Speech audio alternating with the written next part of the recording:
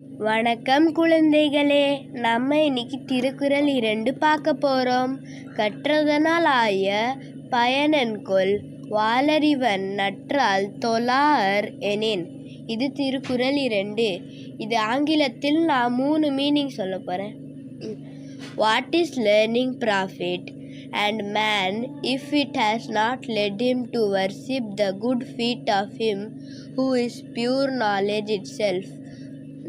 இரண்டாவது, what is the benefit of learning if it does not guide a person to seek and follow the supreme truth? மூன்றாவது சொல்லிட்டா, learning is meaningful only when it leads a person toward wisdom, truth and the divine source of knowledge. இதுதான் நம்ம திருக்குறள் 2.